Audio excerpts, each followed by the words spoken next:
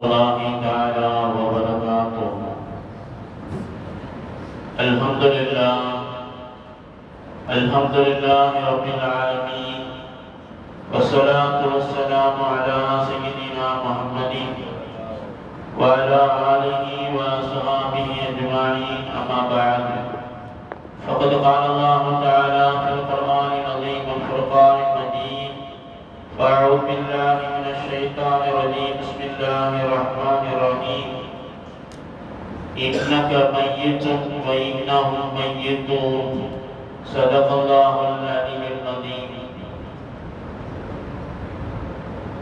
சர்வ புகழும் புகழ்ச்சியும் ஏக வல்லோனாகி அல்லாஹ்வுக்கு உரித்தாகட்டுமாக.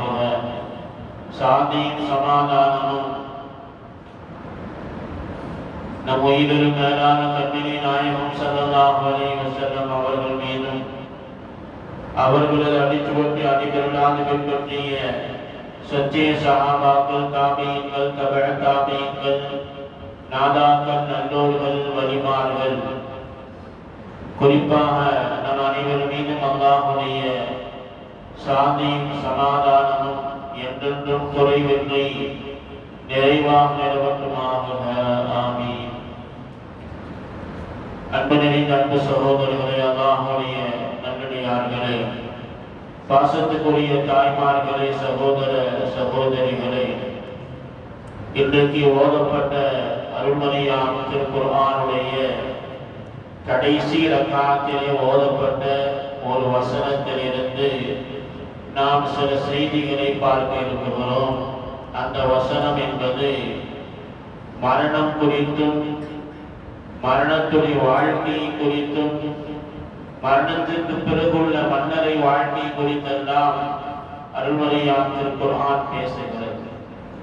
அன்பு சகோதரர்களே, ஹஸரத் ரசூலுல்லாஹி ஸல்லல்லாஹு அலைஹி வஸல்லம் சொன்னார்கள், இரும்பு என்பது எப்படி தண்ணீர் பட்டு விட்டால் அது துரும்பு பிடிக்குகிறதோ, அதை போன்று உள்ளம் என்பது பாவம் செய்வதனால் அது துரும்பு பிடிக்குகிறது என்றார்கள் நபிகள் நாயகம் ஸல்லல்லாஹு அலைஹி வஸல்லம். உடனே சஹாபாக்கள் கேட்டார்கள், யா ரசூலல்லாஹ், அப்படி என்றால் அந்த துரும்பை நீக்கக்கூடிய, உள்ளத்தில் ஏற்படக்கூடிய அந்த துரும்பை நீக்கக்கூடிய காரியம் என்ன என்று கேட்டபொழுது ஸல்லல்லாஹு அலைஹி வஸல்லம் சொன்னார்கள், கஸ்ரத்துல் மௌத், அதிகமாக மரணத்தை பற்றி சிந்திப்பது, அதை பற்றி பேசுவது, அதை போன்று அதிகமாக குர்ஆன் ஓதுவது. குர்ஆன் ஓதுவதும் உள்ளத்தில் ஏற்படக்கூடிய அந்த இரும்பு கரைகளை நீக்கி விடுகிறது. மரணத்தை பற்றி அதிகமாக சிந்திக்கிற பொழுது அந்த இரும்பு துகள்களை அல்லாஹ் நீக்கி விடுகிறான் என்று ரசூலுல்லாஹி ஸல்லல்லாஹு அலைஹி வஸல்லம் சொல்லி தருகிறார். அன்பு சகோதரர்களே, உலகத்திலே நாம் எதை இழந்தாலும் மீண்டும் அதை நம்மால் பெற்றுக்கொள்ள முடியும்.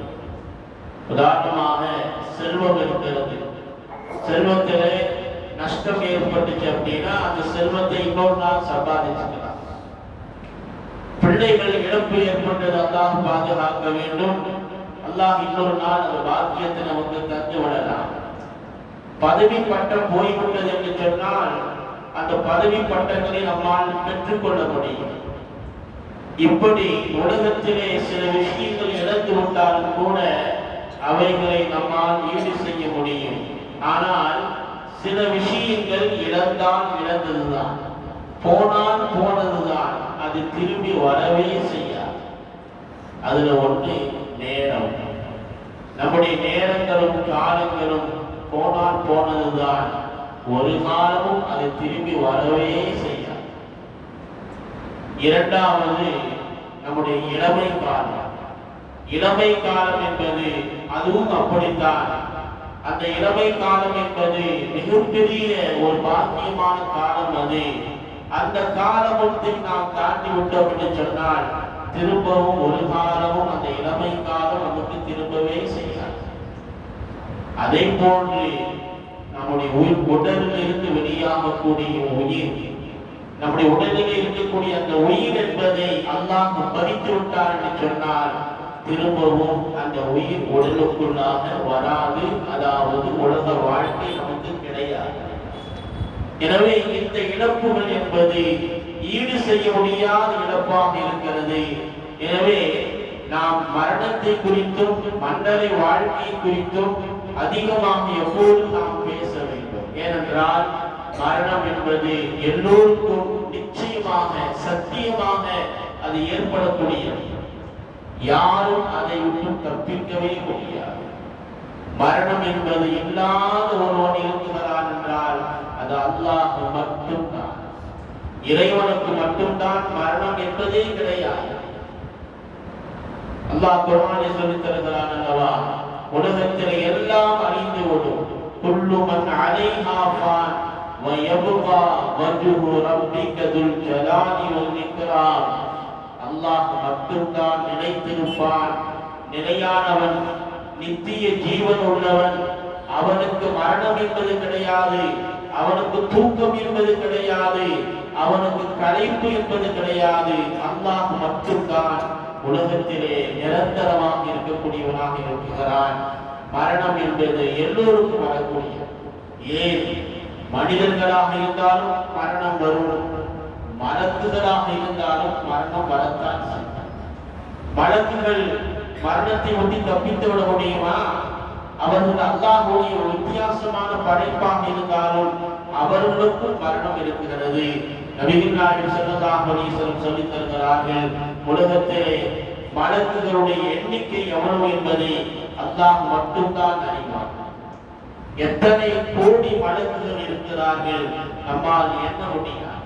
ஸல்லல்லாஹு அலைஹி வஸல்லம் சொல்லித் தருகிறார்கள், நரகம் இருக்கிறது அல்லவா, அந்த நரகம் என்பதை அல்லாஹ் இழுத்து கொண்டு வருவார். அந்த நரகத்தை இழுத்து கொண்டு வருவதற்காக வேண்டி 70,000 சங்கிலிகளை கொண்டு அல்லாஹ் அந்த நரகத்தை இழுப்பான். அந்த ஒவ்வொரு சங்கிலிக்கும் பின்னால் 70,000 மலக்குமார்கள் அந்த நரகத்தை இழுத்து கொண்டு வருவார்கள் என்று ரசூலுல்லாஹி ஸல்லல்லாஹு அலைஹி வஸல்லம் சொல்றாங்க. அப்படின்னா மலக்குகளுடைய எண்ணிக்கை எவ்வளவு நம்மால் கண்டுபிடிக்க முடியுமா? நம்மால் சொல்ல முடியுமா? யாருக்கும் தெரியாது, அல்லாஹ்வுக்கு மட்டும்தான் தெரியும். இறையில்லமாம் காபத்துல்லா, அந்த காபாவுக்கு நேர மேல வானத்துல பாத்தீங்கன்னா மஸ்ஜித் மஅமூர் என்கின்ற மஸ்ஜித். அந்த மஸ்ஜித் என்பது மலக்குகளுக்கு உண்டான மஸ்ஜிதை அல்லாஹ் வானத்தில் ஏற்பாடு செய்திருக்கிறான். அந்த பள்ளிக்குள்ளாக, அந்த காபாவுக்குள்ளாக, மலக்குகளுக்கு ஏற்படுத்தப்பட்ட அந்த மஸ்ஜிதை மஅமூருக்குள்ளாக ஒரு தடவை 70,000 மலக்குகள் உள்ளே சென்று அவர்கள் அமல் செய்யலாம். அவர்கள் வாழ்நாள்ல ஒரு தடவை தான் அவங்களுக்கு வாய்ப்பு கிடைக்கும். அதுக்கு பிறகு அந்த வாய்ப்பு கிடைக்காது. இன்று வரை கியாமத்து நாள் வரை அங்கே அமல்கள் நடந்து கொண்டேதான் இருக்கிறது. ஒரு முறை 70,000 மடக்கு என்று சொன்னால் அப்ப எத்தனை மடக்குகள் அல்லாஹ் படைத்து வைத்திருக்கிறார் என்பது தெரியாது. ஆனால் அத்தனை மடக்குகளுக்கும் மரணம் என்பது உண்டு. ஏன்? முக்கியமான மடக்குகள் 4 மடக்குகளும் நமக்கெல்லாம் தெரியும். ஜிப்ரீல் அலைஹிஸ்ஸலாத்து வஸ்ஸலாம், இஸ்ராஃபீல் அலைஹிஸ்ஸலாத்து வஸ்ஸலாம், இஸ்ராயீல் அலைஹிஸ்ஸலாத்து வஸ்ஸலாம், மீகாயில் அலைஹிஸ்ஸலாத்து வஸ்ஸலாம், எல்லோருக்கும் மரணம். இஸ்ராஃபீல் அலைஹிஸ்ஸலாத்து வஸ்ஸலாம் சூர் ஊதுகிற பொழுது உலகமெல்லாம் அழிந்து போய்விடும். உலகத்தில் எல்லோரும் அழிக்கப்படுவார்கள். 4 மலக்குகள் சொல்லப்பட்ட இந்த 4 மலக்குகள் மட்டும் உயிரோடு இருப்பார். அப்ப அல்லாஹ் கேட்டான், அல்லாஹ் கேட்பான், மலக்குள் மௌத்திட்ட கேட்பான், இப்போது யார் இருக்கிறார்? யா அல்லாஹ், 4 அடிமொழிகளாக இருக்கக்கூடிய 4 மலக்குகள் நாங்கள் இருக்கிறோம், நீயும் இருக்கிறா என்று சொல்கிற பொழுது அல்லாஹ் சொல்வான், ஜிப்ரீலுக்கு மரணம் ஏற்படட்டும் என்கிற பொழுது ஜிப்ரீல் மன்னித்து விடுவார். மீகாயிலுக்கு மரணம் ஏற்படட்டும் என்று சொல்லுகிற பொழுது மீகாயில் மன்னித்து விடுவார். இஸ்ராஃபீல் அவர்களுக்கு மரணம் ஏற்படட்டும் என்று சொல்லுகிற பொழுது இஸ்ராஃபீல் இறந்து போய் விடுவார். அல்லாஹ் தஆலா கேட்பான், இப்ப யார் இருக்கிறா? மலக்குல் மௌத் சொல்லுவார், யா அல்லாஹ், நானும் நீயும் இந்த அடிமையும் எஜமானாக இருக்கக்கூடிய நீ மட்டும்தான் இந்த உலகத்தில் இருக்கிறேன் என்று சொல்லுகிற பொழுது அல்லாஹ் சொல்லுவான், மலக்குல் மௌத்தே, நீயும் மரணமாகிவிடு என்று சொல்கிற பொழுதுதான் மலக்குல் மௌத் தன்னுடைய உயிரை அவரே எடுப்பார். உலகத்திலேயே ஆக சக்கராத்துடைய வேதனை அதிக கடினமாக இருப்பது மலக்குல் மௌத்துக்கு தான். அவர் தன்னுடைய உயிரை வாங்கக்கூடிய நேரத்தில் அவர் நினைப்பாராம், உலகத்தில் எத்தனை மனிதனுடைய உயிர்களை நாம் கைப்பற்றி இருக்கிறோம், எவ்வளவு பெரிய பொறுப்பு, எவ்வளவு பெரிய கடினமான வேலை, இந்த அதாபி எவ்வளவு சிரமமாக இருக்கும் என்று தெரிந்திருந்தால் இந்த பொறுப்பை நான் எடுத்திருக்க மாட்டேனே என்று அவர் சொல்லக்கூடிய அளவுக்கு அந்த வேதனை இருக்கும் என்று நபிகள் நாயகம் ஸல்லல்லாஹு அலைஹி வஸல்லம் சொல்லித் தருகிறார்கள். கடைசியாக எல்லோரும் அறிவித்ததற்கு பிறகு ரப்பு மட்டும்தான் இருப்பான். அல்லாஹ் கேட்பான், லில்லாஹி வாஹிதுல் கஹ்ஹார், அல்லாஹ் தஆலா நான் மட்டும்தான் இருக்கிறேன், அரசாட்சி எனக்கு வேண்டும் என்று சொன்னவர்கள் யார், பதவி பட்டங்களை கேட்டு அழைத்தவர்கள் எங்கே இருக்கிறார்கள் என்றெல்லாம் அல்லாஹ் தஆலா கேட்பான் என்று ரசூலுல்லாஹி ஸல்லல்லாஹு அலைஹி வஸல்லம் சொல்லித் தருகிறார்கள். எனவே அன்பு சகோதரர்களே, மரணம் என்பது மனிதர்களுக்கு மட்டுமல்ல மலக்குகளுக்கும் ஏற்படக்கூடியது. ஆனால் அறிவாளிகள் யாரு தெரியுமா? ஸல்லல்லாஹு அலைஹி வஸல்லம் கேட்கிறாங்க, உங்களில் அறிவாளி யாரு தெரியுமா? யார் என்று கேட்ட பொழுது ஸல்லல்லாஹு அலைஹி வஸல்லம் சொன்னார்கள், அக்ஸருஹும் திக்ரல் மௌத், யார் மரணத்தை அதிகமாக சிந்தித்து சிந்தித்து தன்னுடைய வாழ்க்கையை யார் சரி செய்து கொள்கிறார்களோ அவர்கள்தான் உண்மையான அறிவாளி என்றார்கள் ஹஜ்ரத் ரசூலுல்லாஹி ஸல்லல்லாஹு அலைஹி வஸல்லம் அவர்கள். அன்பு சகோதரர்களை, நாம் சிந்திக்க வேண்டும். நபி அவர்கள் சொல்லக்கூடிய ஒரு நீளமான ஹதீஸ் இருக்கிறது. அஹ்மத் என்கின்ற கிரந்தத்திலே இந்த ஹதீஸ் பதிவாகி இருக்கிறது. ஹஜ்ரத் ரசூலுல்லாஹி ஸல்லல்லாஹு அலைஹி வஸல்லம் சொல்லித் தருகிறார்கள், பர்ரா இப்னு ஆஸிம் ரலியல்லாஹு தஆலா அன்ஹு அவர்கள் இந்த ஹதீஸை அறிவிக்கிறார்கள். அன்பு சகோதரர்களே, இந்த ஹதீஸை நாம் மிக மிக கவனமாக இதை நாம் கவனிக்க வேண்டும்.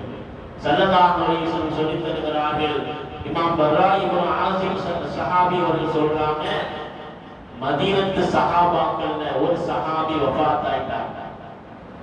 அவர்களை அடக்கம் செய்வதற்காக வேண்டி ரசூலுல்லாஹி ஸல்லல்லாஹு அலைஹி வஸல்லம் அவர்களும் நாங்களும் அந்த கபர்ஸ்தானுக்கு போன நேரத்துல பாத்தீங்கன்னா கபரு தோண்டிட்டு இருந்தாங்க, இன்னும் அந்த வேலை முடியல. அதனால் பெருமானார் ஸல்லல்லாஹு அலைஹி வஸல்லம் அவர்கள் அந்த மன்னருக்கு கொஞ்சம் தள்ளி போய் அமர்ந்தார்கள். நாங்களும் பெருமானார் கூட சேர்ந்து அமர்ந்தோம். அப்படி அமர்ந்த பொழுது பெருமானார் ஸல்லல்லாஹு அலைஹி வஸல்லம் என்ன செஞ்சாங்க அப்படின்னா, ஒரு குச்சி எடுத்து ஏதோ ஒன்றை கூடி விடுத்துக் கொண்டு ஏதோ ஒரு சிந்தனையில் இருந்தார். நாமும் அப்படித்தான் ஏதோ ஒரு சிந்தனையில் இருந்தா பேனா அடித்தேன் செய்வோம், கிரிக்கிட்டே இருப்போம், ஏதோ ஒரு சிந்தனை இருக்கும். அந்த நேரம் எப்படிப்பட்ட நேரமாக இருந்துச்சு என்று சொன்னால், பர்ரா இப்னு ஆஸிம் ரலியல்லாஹு தஆலா சொல்றாங்க, எங்கள் தலை மீது ஏதாவது ஒரு பறவை வந்து உட்கார்ந்து போனாலும் அதுக்கு ஒன்றுமே ஆகாது, அந்த அளவுக்கு அமைதியாக இருந்தது. ஆடாம அசையாம நிசப்தமாக இருக்கக்கூடிய அந்த நேரத்திலே ஸல்லல்லாஹு அலைஹி வஸல்லம் அவர்கள் ஒரு குச்சி எடுத்து மண்ணிலே குத்திக் கொண்டே இருந்தார்கள். சிறிது நேரம் கழித்ததற்கு பிறகு நபி அவர்கள் தலையை தூக்கி சொன்னார்கள், மன்னரையின் வேதனையை விட்டும் பாதுகாப்பு பெற்றுக் கொள்ளுங்கள், மன்னரையின் வேதனையை விட்டும் அல்லாஹ்விடத்திலே பாதுகாப்பு தேடுங்கள் என்று ஸல்லல்லாஹு அலைஹி வஸல்லம் சொல்லிவிட்டு சொன்னார்கள். உலகத்திலே ஒரு நல்ல அடியாருக்கு மரணம் நேரம் வந்துவிட்டது என்று சொன்னார், அவன் சாலிகான அடியானாக இருந்தான், அல்லாஹ்வுக்கு பொருத்தமான அடியானாக இருந்தான் என்று சொன்னால், அந்த மனிதனுக்கு மரணத்துடைய நேரம் வருகிற பொழுது அவருடைய உயிரை கைப்பற்றுவதற்காக வேண்டி வானத்தில் இருந்து மலக்குமார்கள் வருவார். அப்படி வருகிற பொழுது அந்த மலக்குமார்கள் எப்படி இருப்பாங்க அப்படின்னா, சூரியனை போன்று பிரகாசமாக இருப்பார்கள். வருகக்கூடிய மலக்குமார்கள் வருவார்கள். வருகிற பொழுது அவர்கள் கையிலே கஃன் ஆடை எடுத்து வருவார்கள். சொர்க்கத்துடைய கஃன் ஆடை, சொர்க்கத்துடைய கஃன் ஆடை எடுத்துக்கொண்டு மிக அழகான, மிக வாடை தரக்கூடிய, அற்புதமான மனம் தரக்கூடிய அத்தர் பாட்டிலை, அத்தரை அவர்கள் எடுத்து வருவார்கள். கஸ்தூரியை விட மனம் கொள்ள அந்த அத்தனை அவர்கள் சுமந்து வருவார்கள். வந்து அந்த மனிதனுடைய மரண நேரம் எப்போது வருகிறது என்று எதிர்பார்த்திருப்பார்கள். அந்த நேரம் வருகிற பொழுது அந்த மனிதன் கண் விழித்து பார்ப்பான். கண்ணுக்கு எட்டிய தூரம் ரஹ்மத்துடைய இந்த வழக்குகள் சூழ்ந்து இருப்பார்கள். ரஹ்மத்துடைய இந்த வழக்குகள் சூழ்ந்து இருப்பார்கள். அந்த நேரத்திலே அல்லாஹ் அந்த அஜல் வச்சிருக்கிறான். அந்த நேரம் வருகிற பொழுது மலக்குல் மௌத் அஸ்ராயில் அலைஹிஸ்ஸலாத்து வஸ்ஸலாம் வருவார்கள். வந்து அந்த மனிதனுடைய தலைமாட்டிலே நின்று சொல்லுவாரு, அல்லாஹ்வுடைய சாந்தியை பெற்ற ஆத்மாவே, நல்ல ஆத்மாவே, நீ அல்லாஹ்வுடைய மன்னிப்பை பெற்ற நிலையிலே, அல்லாஹ்வுடைய ரஹ்மத்தை பெற்ற நிலையிலே இந்த உடலை விட்டு வெளியே வா என்று அஸ்ராயில் அலைஹிஸ்ஸலாத்து வஸ்ஸலாம் சொல்லுவாங்க. அப்படி சொல்லுகிற பொழுது அந்த உயிர் உடலிலிருந்து எப்படி வெளியே வரும் என்று சொன்னால், நம்ம கையில தண்ணீர் பாட்டில் வச்சிருப்போமா இல்லையா? அந்த தண்ணீர் பாட்டில் இருந்து தண்ணீர் லேசாக மூடி தொடர்ந்திருக்கக்கூடிய நேரத்தில் அந்த தண்ணீர் எப்படி வெளியே வருமோ அந்த மாதிரி உடலில் இருந்து அந்த உயிர் என்பது மிக மிக இலகுவாக வெளியே வரும். அப்படி வந்த உடனே அந்த வழக்குகள் என்ன செய்வாங்க அப்படின்னா, கண் சிமிட்டும் நேரம் கூட தாமதிக்க மாட்டாங்க. அந்த ரூஹை, அந்த ஆன்மாவை அந்த கஃபன் ஆடையிலே அவர்கள் பொதிந்து விடுவார்கள். நம்ம உடல்ல இருக்குது ஒரு கஃபன், அது வேற, நம்ம உடம்புக்கு உண்டான கஃபன் அது. ஆனா அவங்க கொண்டு வந்தது நம்முடைய உயிருக்கு உண்டான கஃபன் ஆடை. அந்த கஃபன் ஆடைக்குள்ளாக வைத்து அத்தரெல்லாம் பூசுவார்கள். அது உலகத்திலேயே மிக மிக அதிக வாசனை உள்ள மனமுள்ள அத்தராக இருக்கும். அப்படியே பூசி அப்படி என்ன செய்வாங்க அப்படின்னா, மலக்குகள் புடை சூழ அந்த சாதிமான அந்த மனிதனுடைய ஆன்மா என்பது விண்ணுலகத்துக்கு கொண்டு செல்லப்படும். மலக்குகள் எல்லாம் போவாங்க, இந்த ஆன்மாவை எடுத்துக்கொண்டு போவாங்க. போகக்கூடிய வழியிலெல்லாம் மலக்குமார்கள் ஆங்காங்கே ஆங்காங்கே அவர்கள் கூட்டம் கூட்டமாக வழக்குகள் இருப்பார்கள். கேட்பாங்க, எவ்வளவு அழகான வாடை உள்ள இந்த அற்புதமான இந்த மனிதர் யார், இந்த சாதிமான அடியார் யார் என்று கேட்கிற பொழுது சொல்லுவார்கள், இன்னாருடைய மகன் இன்னார், ஃபுலான் ஃபுலான், இன்னாருடைய மகன் இன்னார், இன்னாருடைய மகன் இன்னார் என்று சொல்லப்படும். உலகத்திலே மனிதர்கள் அவர்களுக்கு சொல்ல பட்டப்பெயர்கள், நல்ல பட்டப்பெயர்களை சொல்லுவார்கள். நாம் சொல்லுவோம் அல்லவா, இவர் யார் தெரியுமா, இவர் மிகப்பெரிய செல்வந்தர், கொடுத்து கொடுத்து கை சிவந்தவர், மிகப்பெரிய தாராள மனமுடையவர். இவர் யார் தெரியுமா, இவர் தகட்டு தொழக்கூடியவர். இவர் யார் தெரியுமா, எப்போது குர்ஆன் ஓதிக்கொண்டே இருப்பார் என்றெல்லாம் நாம் சில மனிதர்களை பற்றி நாம் பேசுவோம் அல்லவா. அந்த மாதிரி நல்ல வார்த்தைகளை அங்கே சொல்லப்படும். முதல் வானத்தில் இருக்கக்கூடிய அந்த வாசல் தட்டப்படுகிற பொழுது அங்கே அந்த வாசல் திறக்கப்படும். அங்கே மலக்குமார்கள் இருப்பார்கள். இப்படி 7 வானத்திலும் 7 வாசல்கள் அவருக்காக வேண்டி திறக்கப்படும். கடைசியில் அல்லாஹ்விடத்திலே அந்த ஆன்மாவை கொண்டு செல்கிற பொழுது அல்லாஹ் தஆலா சொல்லுவான், உயர்ந்த ஆன்மாக்கள், சாலிஹான ஆன்மாக்கள் இருக்கக்கூடிய இல்லீன் அப்படிங்கிற அந்த இடத்துல போய் இந்த ஆன்மாவை நீங்கள் பதிவு செய்யுங்கள். பதிவு செய்வார்கள். உடனே மலக்குமார்கள் போய் பதிவு செய்வாங்க. பதிவு செய்ததற்கு பிறகு அல்லாஹ் சொல்லுவார், மீண்டும் அந்த ஆன்மாவை உலகத்தில் போய் அந்த மனிதனுடைய உடலிலே நீங்கள் சேர்த்து விடுங்கள் என்று அல்லாஹ் உத்தரவிடுவான். ஏனென்றால் மின்ஹா ஸலக்னாக்கும் வஃபீஹா நுஈதுக்கும் வமின்ஹா நுக்ரிஜுக்கும் தாரத்தன் உஹ்ரா. இந்த மண்ணில் இருந்துதான் மனிதன் படைக்கப்பட்டான். மீண்டும் அந்த மண்ணுக்குள் தான் மனிதன் புதைக்கப்படுவான். மீண்டும் மறுமை நாளிலே அந்த மண்ணில் இருந்துதான் மனிதன் எழுப்பப்படுவான் என்று அல்லாஹ் தஆலா அனுப்பி வைப்பான். மலக்குமார்கள் அந்த ரூஹை மீண்டும் சுமந்து கொண்டு உலகத்துக்கு வருவார்கள்.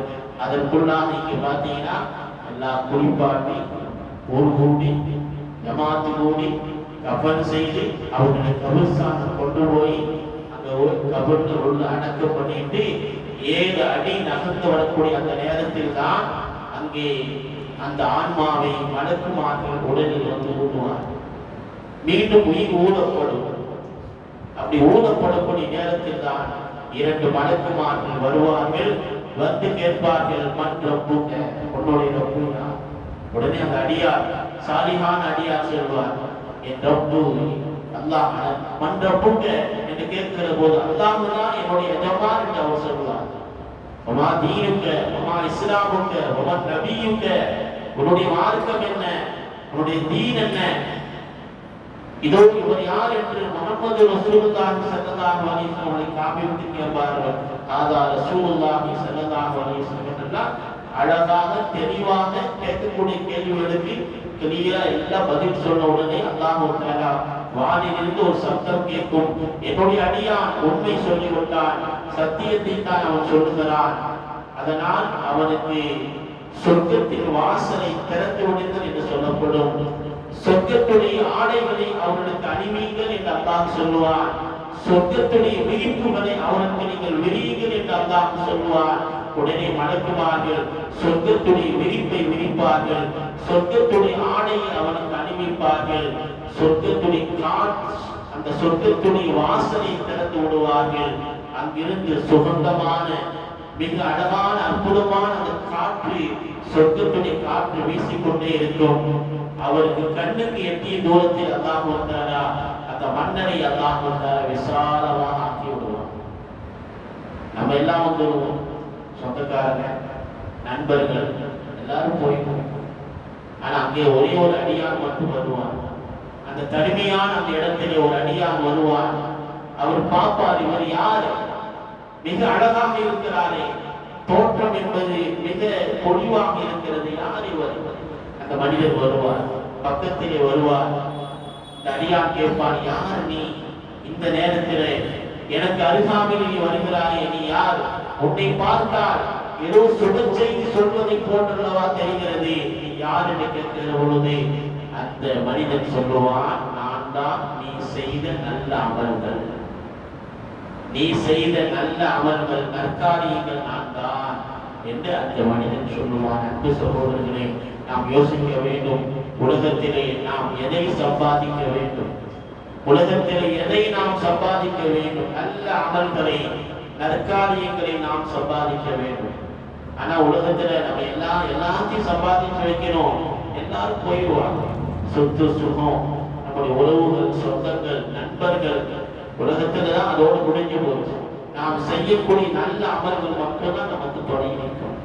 நான் தான் நீ செய்த நல்ல அமல் என்று சொல்லுகிற பொழுது அந்த அடியானிடத்திலே மரணித்த அந்த மனிதன் சொல்லுவான், அப்படி என்று சொன்னால் இந்த நிலைகளை, இந்த அற்புதமான அல்லாஹ் எனக்கு தந்த இந்த தரஜாவை என்னுடைய குடும்பத்தார்களுக்கு நான் சொல்ல வேண்டும் யா அல்லாஹ். அதனால் கியாமத்து நாளை இப்போதே ஏற்பாடு செய்துவிடு, இப்போதே கியாமத்து நாள் வரட்டும் என்று அந்த அடியான் சொல்லுவான். கடைசியிலே மலக்குமார்கள் சொல்வார்கள், நம் நௌமத்தில் அரூஷ், புது மணவாளன், புது மாப்பிள்ளை உறங்குவதோடு நீங்க உறங்கிக்கொள் என்று அல்லாஹ் நிம்மதியான ஒரு வாழ்க்கை அந்த மன்னரையில் அந்த அடியானுக்கு தருவான். அது யாருக்கு என்று சொன்னால், அவன் நல்ல மனிதனாக இருந்தான், சாலிஹான மனிதனாக இருந்தாங்கன்னா அந்த தரத்தை. அதே நேரத்தில் ஸல்லல்லாஹு அலைஹி வஸல்லம் சொன்னாங்க, உலகத்திலே கெட்ட அடியானாக யார் இருக்கிறானோ அவன் மரணிக்கக்கூடிய நேரத்திலே மலக்குமார்கள் வருவார்கள். அந்த மலக்குடைய முகங்கள் எல்லாம் கருப்பாக இருக்கும், கருகரு என்று பார்த்தாலே பயமாக இருக்கும். அந்த மலக்குகள் வந்து உட்காருவார்கள். கையில என்ன வச்சிருப்பாங்க அப்படின்னா, ஒரு சாக்கு மாதிரி ஒரு துணியை கொண்டு வருவாங்க, ஒரு பையை கொண்டு வருவாங்க. அப்படி வந்து மரண நேரம் வருகிற பொழுது அந்த அடியானை சுற்றி அவர்கள் உட்கார்ந்து கொள்வார்கள். அதாவது ஒரு மலக்குமார் ஒரு கண்ணு திறந்து பார்த்தா அவனை சுற்றி மலக்குமார்கள், அதாவது மலக்குமார்கள் உட்கார்ந்திருப்பார். அந்த நேரத்தில் மலக்குள் மௌத்து வந்து அவருடைய உயிரை கைப்பற்றுவார். அவருடைய உயிரை கைப்பற்றுகிற பொழுது சொல்லுவாரே, அல்லாஹ்வுடைய வேதனைக்குரிய ஆன்மாவை வெளியே வா, வெளியே வா என்று சொல்லுகிற பொழுது அந்த ஆன்மா மிக கடினமாக வெளியே வரும். எந்த அளவுக்கு என்று சொன்னால் ஸல்லல்லாஹு அலைஹி வஸல்லம் சொன்னார்கள், ஒரு கம்பளி துணியை இருக்காது, அதை கம்பளி துணி ஏற்கனவே கட்டியாக இருக்கும், அதை தண்ணீர நனைச்சா இன்னும் கட்டியாக ஆகிடும். தண்ணீரில் நனைக்கப்பட்ட அந்த கம்பளி துணிகளை ஒரு கொக்கி இருக்கா இல்லையா, கறிக்கடையில பார்த்தீங்கன்னா கறியை தொங்க விடுறதுக்காக இரும்பு கொக்கிகள் வச்சிருப்பாங்க. அந்த மாதிரி இரும்பு கொக்கிகளுக்கு மேலாக இந்த கம்பெனி ஆடைகளை போட்டு இழுத்தால் எவ்வளவு வேதனையாக இருக்குமோ அந்த மாதிரி வேதனையாக அந்த மனிதனுடைய உடலிலிருந்து அந்த ஆன்மா பறிக்கப்படும். இழுக்கப்படும் அல்ல, ரூஹு வாங்குவதல்ல. நாம் நல்லடியார்களுக்கு சொன்னோம் அல்லவா, இலகுவாக ரூஹு வெளியே வரும், அதல்ல. வழக்குமார்கள் அந்த ஆன்மாவை பறிப்பார்கள். பறித்து அந்த ஆன்மா வெளியே வந்ததற்கு பிறகு அந்த சாக்கு போன்ற அந்த பையிலே அந்த ஆன்மாவை சுற்றுவார்கள். சுற்றியதற்கு பிறகு அந்த மனிதனுடைய அந்த ஆன்மாவிலிருந்து மிக மிக மோசமான துருவாடை வீசும்.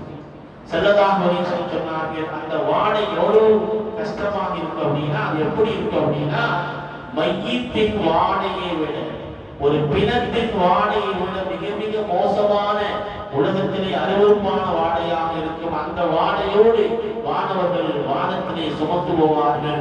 அப்படி சுமந்து போகக்கூடிய நேரத்திலே அங்கே இருக்கக்கூடிய வணக்கமார்கள் கேட்பார்கள், ஒரு துருவாடை வீசுகிறது, யார் இவர், யார் இவருக்கு சொல்லுகிற பொழுது மடக்குமார்கள் சொல்வார்கள், இன்னாருடைய அடியான், இன்னாருடைய அடியான்.